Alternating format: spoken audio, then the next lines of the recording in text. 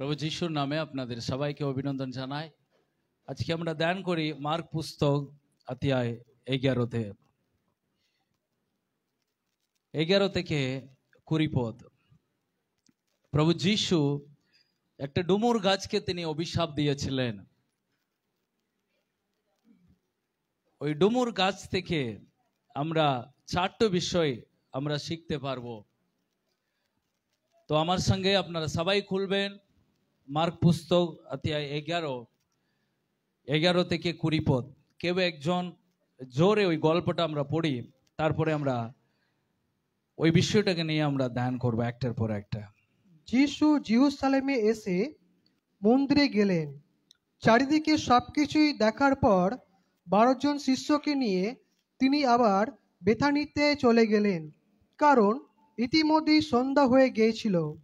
পরের দিন বেথানি থেকে ফিরে আসার সময় যিশু ক্ষুধার্ত হলেন।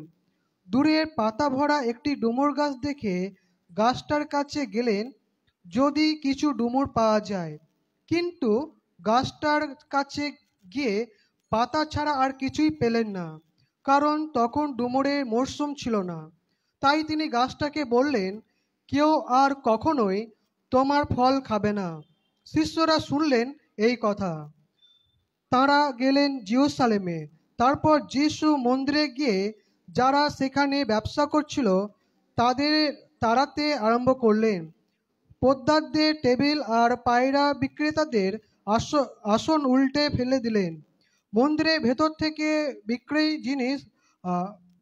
বিক্রয় কোনো জিনিস কাউকে নিয়ে যেতে দিলেন না। তারপর তাদের উপদেশ দিয়ে বললেন, শাস্ত্রে কি লেখা নেই, আমার গৃহ সমস্ত জাতির প্রার্থনা ভবন বলে অভিহিত হবে, কিন্তু তোমরা একে করে তুলেছ দস্যুর আস্তানা। নেতৃস্থানীয় পুরোহিতরা এবং শাস্ত্রীরা এই কথা শুনলেন এবং তাকে শেষ করে দিবার উপায় খুঁজতে লাগলেন, কারণ সমস্ত লোক যিশুর উপদেশ শুনে মুগ্ধ হতে বলে তারা তাকে ভয় করতে লাগলেন। সন্ধ্যা ঘনিয়ে এলে যিশু শিষ্যদের নিয়ে শহরে বাইরে চলে গেলেন। পরের দিন ভোরবেলায় সেই পথ দিয়ে যাবার সময় তারা দেখলেন সেই ডুমুর গাছটা শিকড় শুদ্ধ শুকিয়ে গেছে। যিশু তিনি জেরুজালেমে গেলেন, এটাই আমরা শুরু করছি। যিশু জেরুজালেমে গেলেন, তিনি কিভাবে গেলেন? তিনি গাদার পিঠে চেপে তিনি জেরুজালেমে গেলেন। তার মানে যিশুর শেষ যাত্রা তিনি জেরুজালেমে গেলেন। তো যিশু জেরুজালেমে গিয়ে তিনি আবার তার শিষ্যদেরকে নিয়ে, আমরা জানি না কিসের জন্য যিশু জেরুজালেমে গেলেন, কিন্তু সন্ধ্যা হয়ে গিয়েছিল। জেরুজালেমে কোনো বিশ্বাসীদের সঙ্গে দেখা করতে গিয়েছিলেন নাকি আমরা জানি না, কিন্তু দেখলেন দিয়ে তিনি ফিরে তিনি চলে এলেন বেথানি, যেখানে যিশু এসে রাত্রি থাকতেন। এই বেথানি এবং জেরুজালেম 4 কিলোমিটারের দূর। যারা ওই জেরুজালেম মন্দিরে যায় তাদের যদি রাত হয়ে যায় এ বেথানি শহরে তারা থাকে, কারণ ওখানে অনেক হোটেল, খাবারের জায়গা সব ব্যবস্থা থাকে। তো আপনি নতুন নিয়মে পড়বেন যিশু বেশিরভাগ এ বেথানিয়া শহরে থাকতেন। কে ওখানে ছিল? মার্তা, মরিয়ম, লাজরু, এদের বাড়িতে যিশু সর্বদাই তিনি রাত কাটাতেন। তো তারপরে যিশু আবার তিনি জেরুজালেমে গিয়ে যে কাজ মন্দিরে আছে সেটা তিনি করে আসতেন। তো সেইভাবে তিনি রাত্রি তিনি গেলেন, তারপরে দিন আবার তিনি ফিরে এলেন। তো আসার সময় তিনি তার খুব খিদে পেয়েছিল, তাই সামনে একটা ডুমুর গাছটা দেখলেন। সে ডুমুর গাছে কোনো ফল পায়নি। তো তিনি যিশু খুব খিদে পেয়েছে তার। তিনি ডুমুর গাছে গিয়ে ফল খাবার জন্য আশা করলেন, কিন্তু ডুমুর গাছে কোনো ফল ছিল না। তো যিশু ফল যখন নেয় তিনি সে গাছটাকে না অভিশাপ দিয়ে দিলেন। তুমি যখন ফল দিলে না আর কোনোদিনও তোমার কাছে ফল থাকবে না বলে তিনি অভিশাপ দিয়ে তিনি চলে গেলেন। আবার তিনি গেলেন জেরুজালেমে, আবার মন্দিরে তিনি কাজগুলো ছিল আবার করে তিনি রাত কাটালেন। আবার তিনি পরের দিন আবার তিনি রিটার্ন হলেন। রিটার্ন হবার সময় কেউ লক্ষ্য করেনি, শুধু পিতরটা লক্ষ্য করেছেন। যিশু শিষ্য, প্রভু আপনি এটাকে অভিশাপ দিয়েছিলেন কতকাল, কিন্তু একটা রাতের মতো এই কাজটা কিন্তু শুকিয়ে গেছে। তো যিশুর মুখের কথার ক্ষমতা সেখানে দেখা গেল। একটা রাতের মধ্যেই তার আগের দিন ডুমুর গাছ সবুজ, যিশুর অভিশাপ দেওয়ার তারপরে দিন ডুমুর গাছ একবারে শুকিয়ে, শিকড় শুধু একবারে শুকিয়ে গেছে। আমাদেরকে জানতে হবে ডুমুর গাছটা কখন ফল দেয়। ডুমুর গাছ, কতজন ডুমুর গাছ দেখেছেন? সবাই দেখেছেন। তো এই ডুমুর গাছ বছরের সারা বছরও ফল দেয়, কিন্তু দুটো মাস তারা ফল দেয় না। জানুয়ারি শেষ, ফেব্রুয়ারি মাস থেকে মার্চ 15-20 তারিখ পর্যন্ত ডুমুর গাছে কোনো ফল থাকবে না। বাকি সব মাসে ডুমুর গাছের ফল থাকবে। ওই শুধু ওই 2 মাসেই তার কোনো ফল থাকবে না। বাকি যত মাস আছে তা মাসে তার ফলগুলো খুব টেস্টি হয়। সে ফলগুলো আসে, মানে খুব টেস্টি ডুমুর গাছের ফল, সে ফলগুলোকে বলে কিরমোস। কিরমোসের ফলগুলো সুস্বাদ খেতে। তো ওই গাছের ফলগুলো তারা লোক, সব বড় বাড়ি লোকও কিনে খেত ওই ডুমুর গাছের কুরমুসের ফলগুলো। এই যে ফেব্রুয়ারি শেষ থেকে এই মার্চ মাস, এপ্রিল শেষ পর্যন্ত, এই মার্চ 15 তারিখ 20 তারিখ পর্যন্ত কোনো ফল থাকবে না। কিন্তু এই মার্চের শেষে, মার্চ মাসের শেষে ডুমুর গাছের নতুন পাতা আসবে, সবুজ পাতা। যখন সবুজ পাতা উঠবে, 1 সপ্তাহের মধ্যেই ওই ডুমুর গাছে একটা ফল ধরবে। ওটা কিন্তু পাকা ফল নাই, ওটা কাঁচা, ওটা খুব রা। তো ওই ফলটা গরিব লোকগুলা খায়, যারা সেরকম কিনে খাওয়ার ক্ষমতা নাই, তারা সেই ফলটা কিনে খায়। ফল থাকবে না নাই, যে ফল ওই ফলের যেটা নতুন পাতা আসবে তখন যে ফল আসবে ওটা হচ্ছে বাকুর বলে ওই ফলের নাম, ওটা বাকুর। ওটা কাঁচা থাকবে, ওটা টেস্টি থাকবে না। তো ওই ফলটা কিন্তু গরিব লোকেরা খায়। ওই কিরমুস ফল ওটা হচ্ছে বড় লোকেরা খায়। তো যিশু, এটা আমাদেরকে জানতে হবে কেন যিশু ওই গাছটাকে অভিশাপ দিলেন। একটা ডুমুর গাছ 12টা মাসের মধ্যে 10টা মাস ফল দেয়, মাত্র 2 মাস ফল দেয় না। যে মাসে নতুন পাতা আসে তখন একটা কাঁচা একটা ফল উৎপন্ন করে, সে ফলটা খাওয়া যাবে। তো যিশু যখন ওই ডুমুর গাছে গেলেন তখন ওই ডুমুর গাছ নতুন পাতা লেগেছে। তো যিশু আশা করেছিলেন ওই ফলটাকে, তিনি আশা করেছিলেন, তিনি টেস্ট ফল আশা করেনি। আমরা জানি আমরা আম খেতে ভালোবাসি। কতজন আম খেতে ভালোবাসেন? তো সারা বছরে আমরা কত মাস আমরা আম পাই? যদি হার্ডলি ওই মে মাস থেকে ওই আগস্ট সেপ্টেম্বর, ওই 3 মাস আমরা টাটকা মিষ্টি মধুর আম পাই, তাই তো? কিন্তু বাকি মাসগুলো আমরা সেটাই ভালো সুপার আম পাই না। সেটা সেরকম আম পাওয়া যায় না যে আম মে মাসে, জুন মাসে, জুলাই মাসে পাওয়া যায়। যে টেস্টি সেই আম আমরা পাই না। কিন্তু আমরা কি করি, তো এই কাঁচা কলা আছে না, পেকে গেলেও আমরা খাই, কাঁচা থাকলেও আমরা রান্না করে খাই। কাঁচা কলাও আমরা কেটে কেটে তরকারি, বিভিন্ন রকমের তরকারি বা করে আমরা খাই। সো ঠিক সেইভাবে ডুমুর ফলও পেকে গেলে খাওয়ার লোক থাকে, কাঁচা থাকলেও ডুমুর ফলটাকে লোক খায়। তো এটা আমাদেরকে জানতে হবে যিশু কেন ওই ডুমুর গাছকে অভিশাপ দিলেন। তো যিশু যখন ওই ডুমুর গাছে গেলেন তখন তিনি আশা করেছিলেন ওই বাঘুর ফল, ওই কাঁচার ফলটা যেন ওখানে পাওয়া যায়। কিন্তু সেই ফলও ওখানে পাওয়া যায়নি বলে যিশু ওই কাজটাকে অভিশাপ দিয়ে দিলেন। যিশু এমনি অভিশাপ দিনই, তিনি অভিশাপ দিলেন যে আশা করেছিলেন ওই আশার ফলটাও ডুমুর কাছে পায়নি বলে যিশু ওই কাজটাকে তিনি অভিশাপ দিলেন। এবং তার পরের দিনও আমরা দেখা গেল ওই কাজটাকে একবারই শুকিয়ে গেছে। কারণ যিশু চাইছিলেন কেন ফালতু ফালতু জায়গাটাকে দৌড়ে থাকবে গাছটা, তো তার জন্য ওটাকে অভিশাপ দিলেন।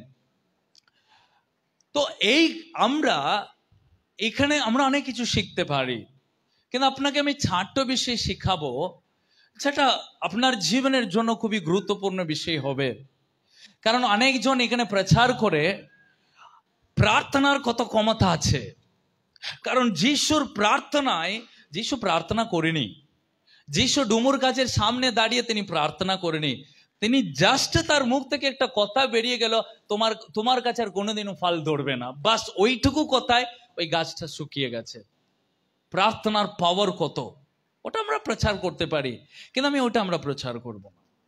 কারণ অনেকজন আমার কাছে প্রশ্ন করেছে যখন আমরা নতুন বাইবেল কলেজে পড়ি, কেন পাস্টার যিশু ডুমুর কাজে ফল নাই তিনি জানার সত্ত্বেও কেন অভিশাপ দিলেন, তোমার কাছে কোনোদিনও ফল ধরবে না? কেন? তার মানে প্রভু যেটা আশা করেনি সেটা তিনি চান, যেটা তিনি আমাদেরকে দেন না সেটা তিনি চেয়ে ফেলে, যদি আমরা না দিতে পারি তিনি অভিশাপ দিয়ে দেন। এখন আমরা এখানে ভাবি, প্রথম কথা যিশু অভিশাপ দিচ্ছেন। প্রভু, আমরা প্রভুকে বিশ্বাস করলে আমাদেরকে অভিশাপ দিতে নাই, কিন্তু প্রভু অভিশাপ দিলেন কেন? তাহলে প্রভুর একটা রুলস, আমাদের একটা রুলস। প্রভু অভিশাপ দিতে পারে, আমাদেরকে অভিশাপ দিতে যাবে না। ভালো করে শুনবেন, প্রভু ওখানে অভিশাপ দিনি, প্রভু ওর ওই যে আশা করেছিলেন সে আশাও সে উপযুক্ত যোগ্য ছিল না, তাই প্রভু তাকে বললেন তুমি ফালতু ফালতু জায়গা কেন দৌড়ে থাকবে। সো প্রভু ওই ডুমুর কাছে থেকে আশা করেছিলেন, ভালো ফল আশা করেনি, শুধু শুধু ওই কাঁচার ফল আশা করেছিলেন। ওই সবুজ পাতাটা লেগেছিল কিন্তু ফল ছিল না, প্রভু ওই জন্যে বললেন তুমি আর এখানে না থেকেও তোমার এখানে কোনো লাভ নাই, তুমি শুকিয়ে যাও। তো অনেক জনের প্রশ্ন, প্রভু আমাদেরকে যেটা দেয়নি প্রভু সেটা আমাদের কাছে আশা করেন? প্রভু আমাকে যেটা দেয়নি তার উত্তর তিনি জান? অনেক জনের প্রশ্ন। কিন্তু এখানে আমরা শিখব মাত্র 4টা বিষয় যিশু এখানে কি করেছেন। ওকে, তো যিশু তার পরের দিন এলেন, অভিশাপ দিলেন, আবার মন্দিরে গেলেন। মন্দিরে গিয়ে দেখা গেল প্রচুর নোংরামি কাজ করছে, ওখানে বেচা কেনা হচ্ছে। যিশু সবাইকে পরিষ্কার করে তিনি, এটা হচ্ছে যিশুর দ্বিতীয়বার মন্দির পরিষ্কার করা হচ্ছে। আপনি যখন পুস্তকাতিয়ায় 2 অধ্যায় পড়বেন, সেখানেও যিশু একবার মন্দিরে গেছেন, মন্দিরে বেচা কিনা হচ্ছে। যিশু সবাইকে থাড়ালেন এবং বলেন এটা আমার মন্দির, তোমরা এখানে ব্যবসা ঘর বানাচ্ছে কেন? সো প্রথমবার একবার তিনি মন্দির পরিষ্কার করলেন এবং শেষ মৃত্যুর সময়ও তিনি মন্দির পরিষ্কার করলেন এবং তিনি ডুমুর গাছকে অভিশাপ দিলেন, ফিরে তিনি আবার তিনি চলে গেলেন। তো এই ডুমুর গাছের অভিশাপের ঘটনাটা আমাদেরকে 4টা জিনিস আমাদেরকে শিখায়। তো আমি আপনাদেরকে শিখাবো বা আমরা শিখবো যিশু আমাদেরকে কি আশা করছেন আমাদের জীবনে। নাম্বার 1, যদি এই ঘটনাটা দেখি আমরা বুঝতে পারি ঈশ্বর তিনি সৃষ্টিকর্তা, তিনি সৃষ্টি করেছেন, তিনি আমাদেরকে পৃথিবীতে সৃষ্টি করেছেন, তিনি পাখিকে সৃষ্টি করেছেন, তিনি বাঘটাকে সৃষ্টি করেছেন। তিনি একটা পাখির কাছে কি আশা করবেন? পাখির কাছে প্রভু কি আশা করবে? পাখি যেন উড়তে পারে। প্রভু পাখির কাছে অন্য কোনো আশা করবে না, পাখি অঙ্ক করুক, পাখি বায়োলজি পড়ুক, কেমিস্ট্রি পড়ুক। একটা পাখিকে প্রভু সৃষ্টি করেছে, প্রভু আশা করবো পাখি যেন উড়ুক। একটা বাঘকে প্রভু সৃষ্টি করেছে, প্রভু বাঘের কাছে কি আশা করবে? ওই জন্য দৌড়াওক। বাঘের কাছে প্রভু অন্য কোনো আশা করবে না, তুমি একটু রান্না করে দাও। তো যে উদ্দেশ্যে বাঘকে সৃষ্টি করা হয়েছে সেটাই প্রভু ওর কাছে চাইবেন। যে পাখিকে যে উদ্দেশ্যে সৃষ্টি করা হয়েছে সেটাই তিনি চাইবেন। তাহলে সৃষ্টিকর্তা তিনি আমাদের কাছে কি চাইবেন? যেটা তিনি আমাদেরকে দেয়নি সেটা তিনি কখনো তিনি আমাদেরকে চাইবে না। যেটা আমরা দিতে পারি সেটাই তিনি আমাদের কাছে চাইবেন। হালেলুয়া। কারণ তিনি ন্যায্য বিচার করার ঈশ্বর। তিনি এমন ঈশ্বর নাই যেটা তিনি আমাকে দেন না সেটা তিনি আমার কাছে চান। অনেক সময় আমরা ঈশ্বরকে সেই দৃষ্টিতে আমরা দেখি। কার মতে জানেন? একজন ছিল না, একটা ঈশ্বর, একজন মালিক কিছু লোকের কাছে টাকা দিয়ে গেছে, ও তৃতীয় ব্যক্তি ছিল, সে প্রভুকে এরকম উত্তর দিয়েছিল। মাত্তিউ পুস্তক 25 আমরা একবার পড়ি। একদম ন্যায্য বিচারপতি আমাদের ঈশ্বর। মাত্তিউ পুস্তক 25:24 পথে ওই 3 নম্বর কর্মচারী তার মনিবকে কি বলেছিল?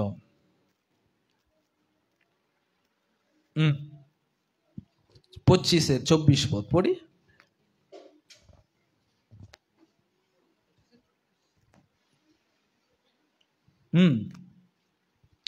আর যে ভিত্তুটি একটি মুদ্রা পেয়েছিল সে এসে বলল, হুজুর, আমি জানতাম আপনি কঠিন লোক।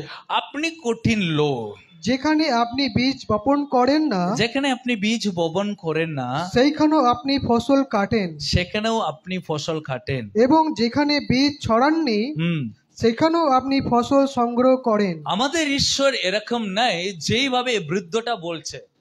বলছে প্রভু আপনি যেখানে বুনে না সেখানে আপনি কাটেন। সেরকম আপনি একজন কঠোর মানুষের হৃদয়। আমাদের ঈশ্বর কঠোর মানুষ নাই। যেটা তিনি দেন না সেটা তিনি আমাদের কাছে আশা করেন না। তিনি আপনার কাছে আশা করেন যেটা আপনি করতে পারেন প্রভুর জন্যই, যেটা আপনি পারেন প্রভুর কাছে ডাকতে। প্রভু কখনো আপনি যেটা পারেন না, যেটা প্রভু আপনাকে দেয়নি, যেটা প্রভু আপনার কাছে থেকে আশা করতে পারে না, প্রভু কখনো সেটাকে তিনি চান না। আমাদেরকে ভালো করে বুঝতে হবে, প্রভু যেটা আমাদেরকে বীজ বপন করেছেন, যে অবস্থায় রেখেছেন, যে বিশ্বাস দিয়েছেন, যে জীবন দিয়েছেন, সেখানে থেকেই প্রভু আমাদের কাছে চান। কিন্তু সেটাও যদি আমরা না দিই তখন আমরা প্রভুকে কঠোর ঈশ্বর বলে আমরা বিচার করি। না, কখনো না। প্রভু সৃষ্টিকর্তা, প্রভু সবাইকে সমানভাবে দেয়নি। কাউকে যে যার যেমন খিদে প্রভু তার তেমনই দিয়ে রেখেছেন। কিন্তু এইটা নাই যে প্রভু আপনাকে যেটা দেয়নি, যেটা প্রভু আপনার কাছে আশা করছেন, যেটা আপনার সার্থকের বাইরে, কখনো না।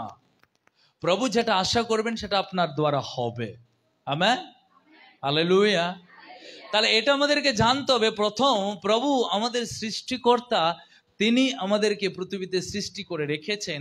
তিনি যেটা চাইবেন আমরা সেটা তাকে দিতে পারি। আমরা যেইভাবে তাকে ডাকবো সেইভাবে ডাকাতে তিনি আশা করেন। প্রভু আমাদের কাছে চান না যেটা আমরা পারি না সেটা তিনি আমাদেরকে কখনো করতে বলে না। যেটা অন্য কেউ বলে, কেউ বলে তোমাকে 60 কিলোমিটার গিয়ে জল আনতে হবে, ওটা তোমাকে করতে হবে, তোমার ভালো লাগুক না না লাগুক, তোমার পায়ে ব্যথা হোক না না হোক, তোমার ভালো লাগে না লাগে, তোমার যেমনই লাগে, তুমি জলটা তুলে নিয়ে আসতে হবে। আমাদের ঈশ্বর ওরকম নাই। তাহলে এক পরিবারে 4 জন জল আনতে যেতে পারবে না? তাহলে তার মধ্যে 2 জন জল নিয়ে এসে ডাললো, বাকি 2 জন ঈশ্বরের আশীর্বাদ লাভ করতে পারলো না। তাহলে ঈশ্বর শুধুমাত্র ওই 2 জন জল ঢেলেছে বলে ঈশ্বরকে আশীর্বাদ দিল 2 জনকে? তাহলে ঈশ্বর ন্যায্য ঈশ্বর নাই। তো ঈশ্বর তিনি সমান আমাদের চোখে দেখেন। আমরা যেমন তিনি আমাদেরকে রেখেছেন, যেমন তিনি চাইবেন আমাদেরকে তেমনই দিতে হবে, কারণ তিনি ন্যায্য বিচারপতি। নাম্বার টু বিষয়, এই ডুমুর কাজের ঘটনা থেকে আমরা শিখতে পারি প্রভুর আওয়াজ সবাই শুনে, প্রভুর কথা সবাই মানে। আমেন। প্রভুর কথা, সমুদ্রের প্রভুর কথা শুনলো, প্রভুর কথা শুনে সমুদ্র 2 ভাগ হয়ে গেল। প্রভুর কথা, প্রভু যা বলেন, আকাশ, তারা, বাতাস, বৃষ্টি সবাই তার কথা শুনে। এটা আমাদেরকে জানতে হবে, প্রভু যেটা বলেন, প্রভুর কথাই ক্ষমতা আছে। প্রভু বলেছিলেন ওই ধনী লোকের, তার কাজের লোক বৃদ্ধটা অসুস্থ, তার বাড়িতে আছে, প্রভুর কাছে এসে বলল, প্রভু আমার বৃদ্ধ খুব অসুস্থ। প্রভু বলেছেন যাও, ও সুস্থ পেয়ে যাবে। ও বাড়ি গিয়ে দেখছে বাড়িতে ওই লোক সুস্থ হয়ে গেছে। প্রভুর কথায় সবাই বাধ্য হয়। আপনি ভাবুন, আপনি যখন প্রভুর সম্মুখে গিয়ে দাঁড়াবেন, প্রভু আপনাকে কি বলবে? প্রভু আপনাকে কি বলবে? প্রভু আপনাকে বলবে বিচারের দিনে, এ আমার দাসী, তুমি উত্তম কাজ করেছো। এ আমার দাস, তুমি আমার উত্তম বাধ্য হয়েছ। তো কারণ প্রভু চাইছিল না, বাইরে সবুজ ছিল, ডুমুর গাছ বাইরে সবুজ, কিন্তু প্রভু শুধু সবুজ জিনিস দেখতে চান না, তিনি ফল চান, তিনি বাধ্যতা চান, তিনি তিনি অন্য তিনি তিনি মিষ্টি ফল চান না। অ্যাটলিস্ট তুমি একটা কাঁচা ফলটাই তোমার লাইফে তুমি উৎপন্ন করো। বাধ্যতায় ওখানে আপনি প্রভুর বিচারের দিনে প্রভুর সামনে দাঁড়াবেন, কে আপনাকে বাঁচাবে? কোন জিনিস আপনাকে বাঁচাবে? ওখানে আপনি মন পরিবর্তন করতে পারবে না, ওখানে আপনি নিজেকে ঠিক করতে পারবে না।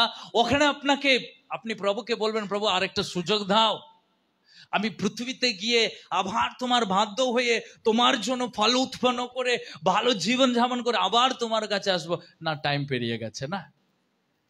প্রিয়, প্রভুর বিচারের সামনে দাঁড়াবেন, তখন প্রভুকে আপনি কি উত্তর দেবেন?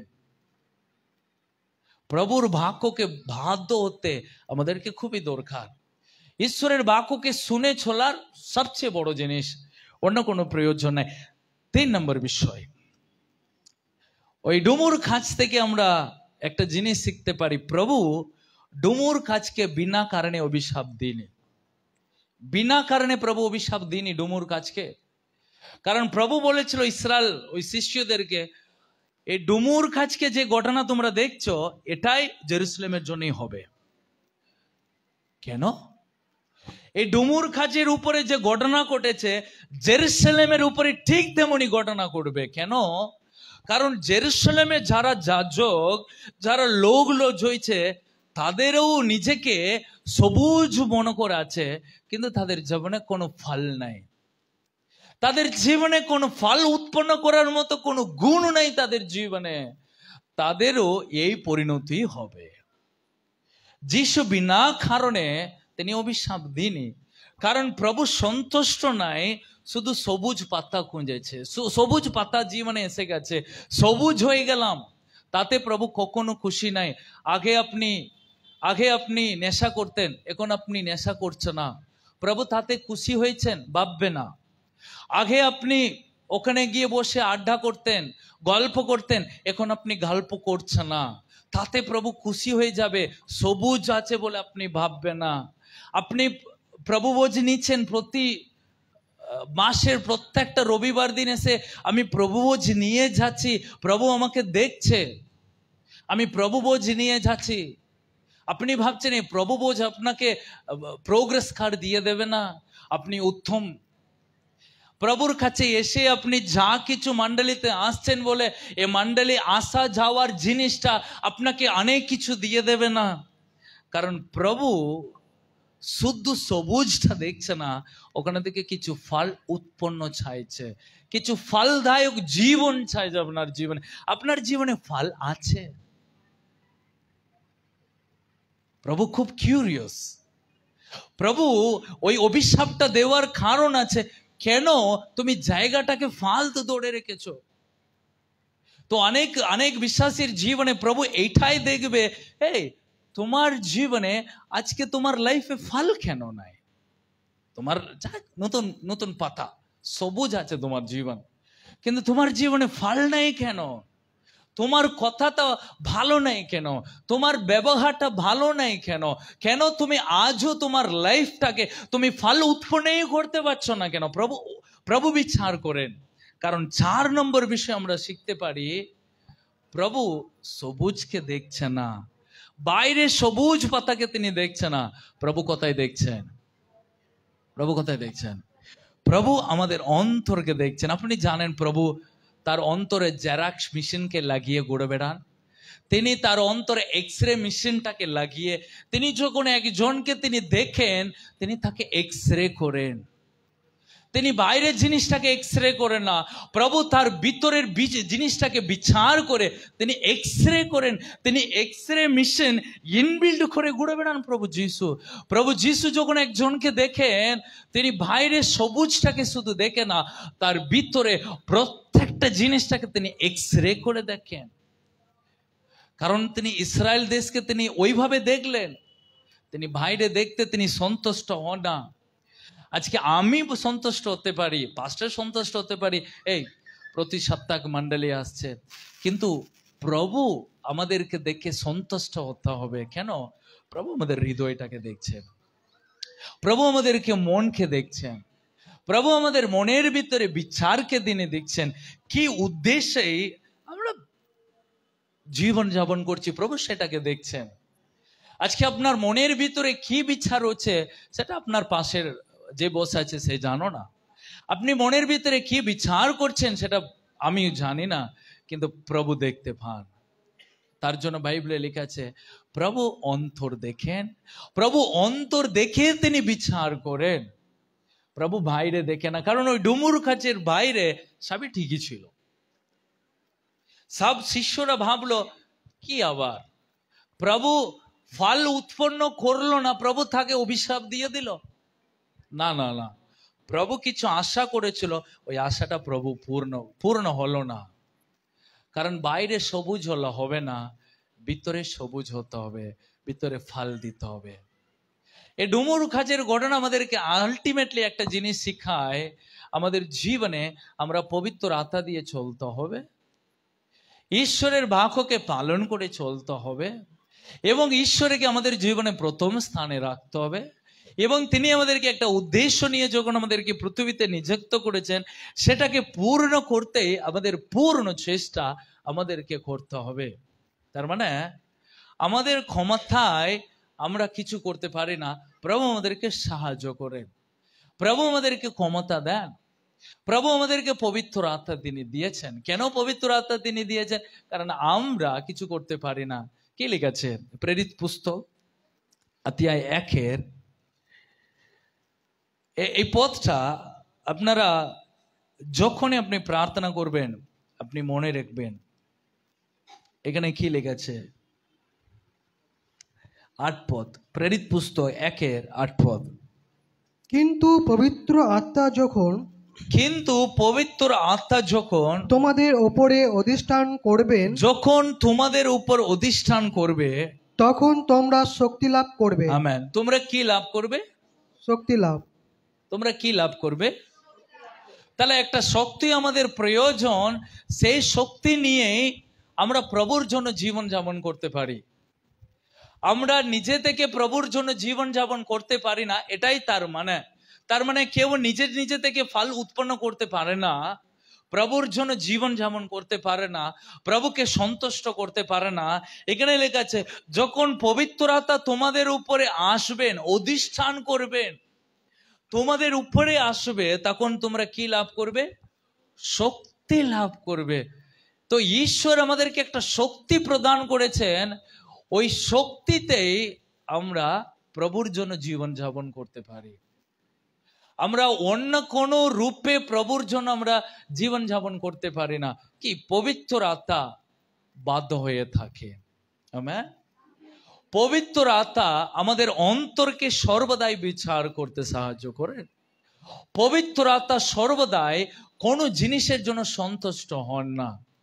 পবিত্র আত্মা আমাদের দুর্বলতাগুলোকে আমাদের সামনে নিয়ে আসেন না, বরং আমাদেরকে শক্তি জুগিয়ে দেন। আজকে আপনাদের দুর্বলতায় আপনার কাছে বড় কথা হতে পারে, আপনার দুর্বলতাকে নিয়ে আপনি বেশি ভাবতে পারেন, কিন্তু পবিত্র আত্মা আমাদের মধ্যে যখন আসে, আমাদের দুর্বলতাকে তিনি মনে করে দেন না, প্রভুর শক্তিকে আমাদেরকে তিনি মনে করে দেন। পবিত্র আত্মা যখন আমাদের উপরে আসবে, তখন আমরা শক্তি লাভ করব। কি শক্তি লাভ করব? আরো ভালো করে ঝগড়া করতে, আরো ভালো করে ঘুমাতে, আরো ভালো করে পেট ভরে খেতে, আরো ভালো করে রোজগার করতে। কারণ অনেকজন বলে, আমি পাস্টার, প্রভু আমাকে এত ক্ষমতা দিয়েছে, বিশাল কাজ করতে পেরেছি। অনেক সময় পবিত্র আত্মাকে আমরা শারীরিক ক্ষমতার সঙ্গে তুলনা করে থাকি। তাহলে আমি বলবো খেতে হবে না, পবিত্র আত্মার উপরে নির্ভর করে থাকি, আমরা কাজ করতে পারি। কিন্তু পবিত্র আত্মা দেওয়া হয়েছে শারীরিক ক্ষমতায় আপনি কাজ করতে নাই। পবিত্র আত্মা আপনাকে দেওয়া হয়েছে যাতে পবিত্র জীবন যাপন করে প্রভুকে সন্তুষ্ট করতে। কারণ আপনার দুর্বলতাই আপনার কাছে বড় মনে হবে, কিন্তু আধ্যাত্মিক জীবনে ওই দুর্বলতাটাকে কাটিয়ে আপনাকে একটা শক্তিশালী বানিয়ে দেবে পবিত্র আত্মা। আমেন। তো পবিত্র আত্মা আপনাকে পবিত্র শক্তি দেবে, সেই শক্তিতে আপনি প্রভুকে ভালোবেসে প্রভুর পথে চলতে পারবেন। আমেন। আপনি ধরুন আপনার নেশা করতে ইচ্ছা হচ্ছে, আপনি নেশা করতে চান না, তখন আপনি প্রভুর কাছে ক্ষমতা চাইবেন, প্রভু আমাকে ক্ষমতা দাও, আমি নেশা করব না। পবিত্র আত্মা দেবে না? হ্যাঁ, দেবে না। ওই জন্যই পবিত্র আত্মা। যেটা আপনি পারবেন না, আপনার নেশা করতে ইচ্ছা হচ্ছে, আপনি বলেন আপনাকে কৈনি খেতে ইচ্ছা হচ্ছে, আমি আমি আমি চাইছি না কিন্তু আমার হাত চলে যাচ্ছে কৈনি খেতে, আমি চাইছি না এই খারাপ কাজটা করতে কিন্তু আমার হাত চলে যাচ্ছে, আমার চোখ চলে যাচ্ছে, তখন আপনি পবিত্র আত্মার কাছে ক্ষমতাটা চাইবেন। তখন পবিত্র আত্মাই আপনাকে সাহায্য করবে। কারণ পিতর, তার মনে প্রচুর ভয়, তিনি লোকদের সামনে দাঁড়িয়ে কথা বলার ক্ষমতা নাই, কিন্তু পেন্টিকস্টের দিনে পবিত্র আত্মার অভিষ্ট হয়ে তিনি ভয় কাটিয়ে ফেললেন, তিনি সবার সামনে দাঁড়িয়ে কথা বলতে পেলেন, ভয় চলে গেছে। তাহলে ভয় যখন চলে গেছে, আমার দুর্বলতাও প্রার্থনা করলে চলে যাবে। আমেন। তো আপনি যদি মনে করেন শয়তান আমাকে ভয় দেখায়, আমার মনের ভয় আছে, তাহলে আমি বলবো ভয় যখন আছে সাহসও আছে। হ্যাঁ, আপনি যখন বলছেন অভাব আছে, তাহলে আপনি বলবো আশীর্বাদও আছে। তাহলে ভয় যখন আছে, তাহলে অবশ্যই সাহসও আছে। তাহলে আপনি যদি মনে করেন ভয়টাই আছে, তাহলে আমি বলবো তাহলে সাহসও আছে। তাহলে ভয় আপনার জীবনে যদি আসে, আমি বলবো সাহসও আমার জীবনে আসবে। ভয় যদি শয়তান নিয়ে আসে, তাহলে সাহস প্রভু নিয়ে আসবে আমার জীবনে। আমেন। তাহলে দুর্বলতা যদি শয়তান আমার মনে যদি দেয়, তাহলে আমি বলবো পবিত্র আত্মা আমাকে দুর্বলতাকে কাটাবার সাহায্য করবে। হালেলুয়া। তাহলে পবিত্র আত্মা আমাদেরকে দেওয়া হয়েছে যেন আমরা শক্তিকে লাভ করতে পারি। তাহলে আপনার আসল জিনিস প্রভুর শক্তিকে লাভ করতে হবে, পবিত্র আত্মাকে লাভ করতে হবে, পবিত্র অভিষেকে ভরপুর হতে হবে। ওটাই যিশু বারবার তিনি বলেছিলেন। যিশু বলেছিলেন, এই ক্ষুধার্ত যারা যারা তৃষিত, আমার কাছে এসো, আমি তোমাদেরকে পান করতে দেব জীবনের জল। সে জীবনের জল অন্য কিছু নাই, পবিত্র আত্মার শক্তি। তাহলে পবিত্র আত্মার শক্তি আপনাকে দেবে শক্তি, সেই শক্তিতে আপনার কোনো ক্ষুধার্ত হবে না, আপনি কখনো নিরাশায় পড়বে না, আপনি কখনো ভেঙে পড়বে না। ওইটাই যিশু ডুমুর গাছের উপখানে ওই ঘটনায় যিশু বলেছিলেন, তোমরা সন্দেহ করলে হবে না পিতর, তোমরাও এরকম করতে পারবে। যদি তোমরা এরকম ভাবে না, তোমাদের লাইফে যদি ফল না হয়, এবং প্রভু সতর্ক করলেন তোমাদের জীবনও তাই হবে। যদি আপনি ফল উৎপন্ন করতে না পারেন, তাহলে আপনি একজন উপযুক্ত হতে পারবেন না। কিন্তু প্রভুর বাধ্য হন, প্রভুর নিযুক্ত করার জায়গাটাকে যদি নেন, প্রভুর বাধ্য হয়ে প্রভুর মনের কথা যদি আপনি বুঝেন, আপনার জীবনে ফল উৎপন্ন থাকবে, আপনি ফল উৎপন্ন করবেন। আপনার জীবন সাধারণ জীবন হবে না। আপনি মনে করেন এই নতুন মাসে প্রবেশ করবেন, আপনি অনেক চিন্তা নিয়ে প্রবেশ করবেন, আপনার অনেক চিন্তা আছে, আপনি অনেক কিছু ভেবে নিয়েছেন সামনে মাস কি হবে, কিন্তু প্রতিশ্রুতি বাক্য আপনি মনে রাখবেন, এটা আপনার প্রতিশ্রুতি কথা যে আপনি যদি ফল উৎপন্ন করার ব্যক্তি হন, আপনি যদি অবাধ্য হয়ে থাকার ব্যক্তি হন, প্রভু আপনাকে দুগুণ আশীর্বাদই করবে, আপনাকে প্রভু দুগুণ আশীর্বাদই করবে। আপনার কাছে, ঈশ্বরের কাছে থেকে আপনাকে কেউ কেড়ে নিতে পারবে না। Amen, hallelujah. তো 4টা বিষয় আমরা একবার রিপিট করে নিই। নাম্বার 1, প্রভু আমাদের সৃষ্টিকর্তা, প্রভু আমাদেরকে যেমন দিয়েছেন তিনি তেমনি আমাদেরকে চান।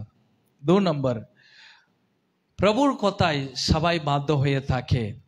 3 নম্বর বিষয়, প্রভু বিনা কারণে ডুমুর গাছকে অভিশাপ দিইনি, একটা কারণ আছে। সবুজ হলে হবে না, ফল উৎপন্ন করতে হবে। 4 নম্বর, প্রভু দেখেন আমাদের হৃদয় অন্তরকে, তিনি বাইরে তিনি দেখে না। আমি আর আপনি বাইরে বিচার করব, কিন্তু প্রভু আমাদের অন্তর বিচার করেন। প্রভু বিচার করলেন, ওই 2 টাকা দানের বাক্সে দিল ওই মহিলা, ওই বয়স্ক মা।